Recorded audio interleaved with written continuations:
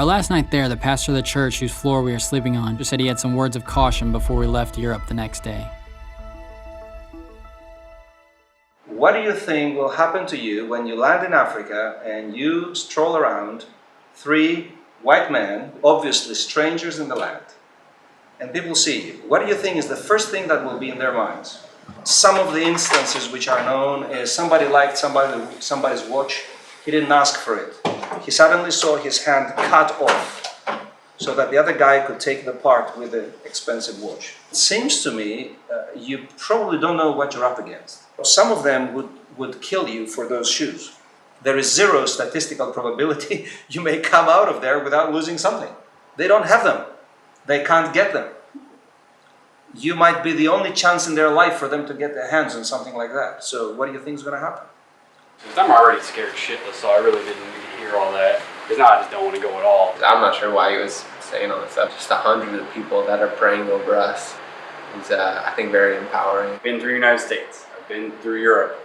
It sucked real bad. Thought I was going to die in every single state and country we've been in so far. And we made it through. And now we're going to go where we're most likely to actually die. But David thinks we're fine.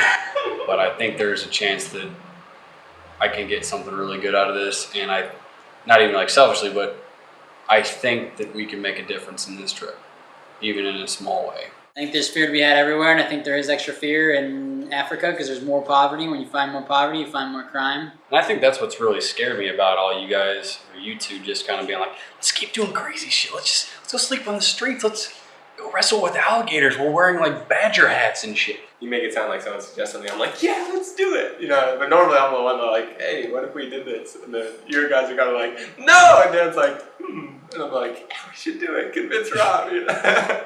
People hear stuff like that guy said tonight about all this fear and all this stuff, and people like cutting your actual arm off. And that's why nobody goes to Africa, and that's why nothing ever changes, because everybody's filled with so much fear about actually making a difference. You're optimistic. I'm just thinking, what if people actually chop your hands off for your shit? And I'm hearing like, oh, deal, I'm not going. I think it's more dangerous than everywhere we've been, but at the same time, I think it's not get your arms and your legs cut off dangerous. We all stayed up most of the night pondering what the next few months had in store for us. It was a cool summer night when we landed in Nairobi and were greeted by our cameraman Tim, David's older brother. Tim flew over to help us with filming. He shares David's thirst for adventure. Like Rob, this would be his chance to discover what his responsibility was to those living in extreme poverty.